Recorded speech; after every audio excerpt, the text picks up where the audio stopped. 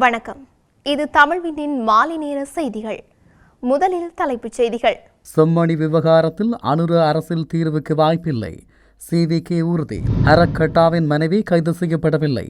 500 million இழப்பீடு கோரி வழக்கு தாக்கல். ஜோசித மற்றும் டெய்சிக்கு எதிராக வழக்கு ஒத்திவைப்பு. மீண்டும் சபையில் கத்தி கூச்சலிட ஆரம்பித்துள்ள அர்ச்சுனா MP. நாடாளுமன்றத்தில் கடும் குழப்ப நிலை. ராஜிதவை கைது செய்ய நீதிமன்றம் அதிரடி உத்தரவு. வெளியான சாதாரண தர பரீட்சை பெறுபவர்களில் சாதனை படைத்து யாழ் வேம்படி மகளிர் கல்லூரி. மகாபல புலமை பரிசில் கொடுப்பனவு குறித்து அமைச்சர் வெளியிட்ட தகவல். காணி அபகரிப்புக்கு எதிராக தமிழர் பகுதியில் வெடித்த போராட்டம். தொடர்வன விரிவான செய்திகள். செம்மணி மனித புதைகுழியில் நூற்றுக்கணக்கானோர் கொல்லப்பட்டு புதைக்கப்பட்டுள்ளமை இராணுவத்திற்கு தெரியாமல் இடம்பெற்றிருக்க வாய்ப்பில்லை என இலங்கை தமிழரசுக் கட்சியின் பதில் தலைவர் CVK சிவஞானம் தெரிவித்துள்ளார். யுத்த கால பகுதியில் இராணுவத்தினர் அப்பகுதியில் குடியிருந்தமை யாராலும் மறுதளிக்க முடியாது. எனவே செம்மணி மனித புதைகுழியை ஆய்வு செய்ய சர்வதேச நிபுணர்களை கொண்டு வந்து ஆய்வு செய்ய அரசாங்கம் நிதி ஒதுக்கீட்டை மேற்கொள்ள வேண்டும். அநீதிக்கு உட்பட்டவர்களுக்கும் அவர்களது குடும்பங்களுக்கும் நீதி வழங்க வேண்டுமென்றால் அதற்கு சர்வதேச விசாரணையே வேண்டுமென தெரிவித்தார். செம்மணி என்ற பெரும் நிலப்பிறப்பிலே சித்துப்பாத்தி என்றது அரியாலை மக்களுக்கான சுடுகாடும் சேர்ந்தது.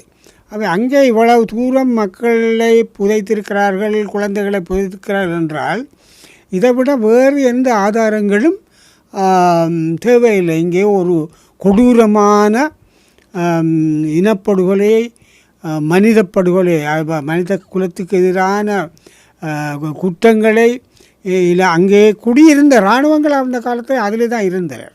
அவை அதை அறுதரம் மறுதளிக்க முடியாது.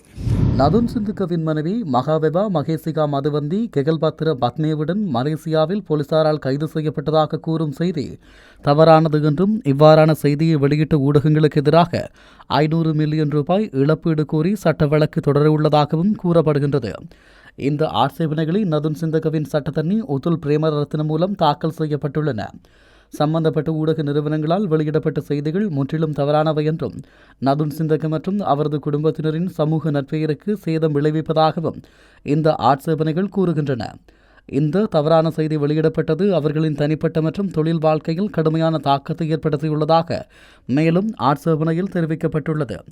இந்த பொய்யான செய்தியால் தனக்கும் தனது குடும்பத்தினருக்கும் ஏற்பட்ட மன உளைச்சல், நற்பெயர் மற்றும் சமூக அந்தஸ்துக்கு ஏற்பட்ட சேதம் ஆகியவற்றிற்காக மகாவெபா மகேஷிகா மதுவந்தி 500 மில்லியன் ரூபாய் இழப்பீடு கோரியதாக குறிப்பிடப்பட்டுள்ளது. முன்னாள் ஜனாதிபதி மஹிந்த ராஜபக்சவின் மகன் ஜோசித ராஜபக்ச மற்றும் அவரது பாட்டி டெய்சி ஃபரஸ்ட் ஆகியோருக்கு எதிராக பண மோசடி தடுப்புச் சட்டத்தின் கீழ் சட்டமா அதிபரால் தாக்கல் செய்யப்பட்ட வழக்கு விசாரணை ஒத்திவைக்கப்பட்டுள்ளது. குறித்த வழக்கானது இந்த மாதம் 28ஆம் தேதி மீண்டும் விசாரணைக்கு எடுத்துக்கொள்ள கொழும்பு மேல் நீதிமன்றம் உத்தரவிட்டுள்ளது. இந்த வழக்கை விசாரிக்கும் நீதிபதி தற்போது விடுப்பில் உள்ளதால் வழக்கை மீண்டும் 28ஆம் தேதி விசாரணைக்கு எடுத்துக்கொள்ள நீதிமன்றம் உத்தரவிட்டுள்ளது. ஜோசித ராஜபக்ச மற்றும் அவரது பாட்டி ஆகியோர் சட்டவிரோதமாக சொத்துக்களை சம்பாதித்ததன் மூலம் பண மோசடி தடுப்புச் சட்டத்தின் கீழ் குற்றம் செய்ததாக கூறி சட்டமா அதிபர் இந்த வழக்கை தாக்கல் செய்தமை குறிப்பிடத்தக்கது. தற்போது நடைபெற்று வரும் நாடாளுமன்ற அமர்வின் போது நாடாளுமன்ற உறுப்பினர் ராமநாதன் அர்ச்சுனாவினால் குழப்ப நிலை ஏற்பட்டுள்ளது. நாடாளுமன்ற உறுப்பினர் தயாஸ்ரீ ஜெயசேகர் உரையாற்றும் போது அர்ச்சுனா ராமநாதன் MP ஒழுங்கு பிரச்சினை ஒன்றை எழுப்பி உரையாற்ற சந்தர்ப்பம் கேட்டபோது அது மறுக்கப்பட்டதாகவும் அர்ச்சுனா நாடாளுமன்றத்திற்குள் உள்ளேயே நடைபெற்ற விடயம் தொடர்பிலேயே பேச முற்பட்டதாகவும் அவருக்கான வாய்ப்பு மறுக்கப்பட்டமை தவறானது எனவும் சுட்டிக்காட்டினார். இதன் பின்னரே சபையில் கடும் குழப்ப நிலை ஏற்பட்டது. அர்ச்சுனா MP எழுந்து விடுவிக்கப்பட்ட கொள்கலன்கள் தொடர்பிலான தகவலை சுட்டிக்காட்டி கடுமையாக கூச்சலிட்ட நிலையில் பின்னர் சபை முதல்வர் பிமல் ரத்நாயக் எழுந்து விளக்கமளித்துள்ளார்.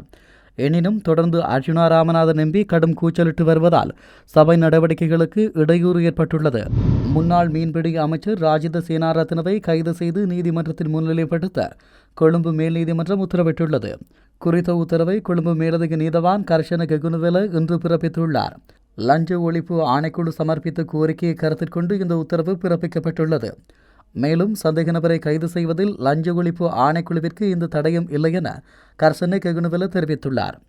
கிரிந்த மீன்பிடி துறைமுகத்தில் மணல் அகழ்வு திட்டத்தை கொரிய நிறுவனத்திற்கு ஒப்படைத்து அரசாங்கத்திற்கு நஷ்டத்தை ஏற்படுத்தியதாக கூறப்படும் சம்பவத்தில் சந்தேக நபராக முன்னாள் மீன்பிடி அமைச்சர் ராஜித சேனாரத்ன பெயரிடப்பட்டுள்ளார். இந்த நிலையில் சட்டபூர்வமாக மீன்வள துறைமுக கூட்டுத்தாபனத்திற்கு சமர்ப்பிக்கப்பட்ட மணல் அகழ்வு திட்டத்தை வெளிநாட்டு நிறுவனத்திற்கு சட்டவிரோதமாக ஒப்படைத்து அரசாங்கத்திற்கு 2.63 மில்லியனுக்கும் அதிகமான இழப்பை ஏற்படுத்தியது குறித்து விசாரணை நடத்தப்பட்ட போது இந்த உத்தரவு பிறப்பிக்கப்பட்டது. 2024ஆம் ஆண்டு கல்வி பொதுத்தராதர சாதாரணதர பரீட்சை பெறுபவர்கள் இன்று அதிகாலை வெளியாகிய பெறுபவர்களின் அடிப்படையில் யாழ் வேம்படி மகளிர் உயர்தர பாடசாலையின் முழுமையான பெறுபவர்கள் வெளியாகியுள்ளது. இதன் அடிப்படையில் குறித்த பாடசாலையில் பரீட்சைக்கு தோற்றிய 265 மாணவர்களுள் 181 மாணவர்கள் அதிசிறந்த சித்திகளை பெற்றுள்ளனர். இவர்களுள் 120 மாணவர்கள் 9A சித்திகளையும் 36 மாணவர்கள் 8A சித்திகளையும் பெற்றுள்ளனர்.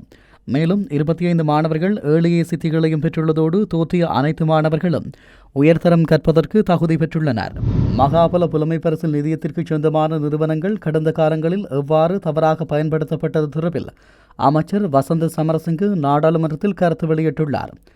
அத்துடன் அந்த நேரத்தில் செய்யப்பட்ட தவறுகளை சரி செய்வது மகாபல நிதிக்கு பெரும் தொகையை மிச்சப்படுத்தும் எனவும் அவ்வாறு சேமிக்கப்படும் பணம் மகாபல புலமைப்பரிசிலை அதிகரிக்க பயன்படுத்தப்படும் எனவும் அமைச்சர் சுட்டிக்காட்டினார்.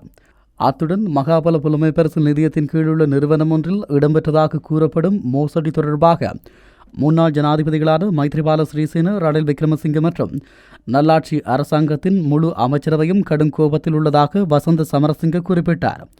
மகாபல புலமைப்பரிசில் நிதியத்திலிருந்து SLIIT நிறுவனத்தை பிரித்து வரையறுக்கப்பட்ட நிறுவனமாக மாற்றியதில் நல்லாட்சி அரசாங்கத்தின் முழு அமைச்சரவையும் குற்றவாளிகள் என கண்டறியப்பட்டுள்ளது.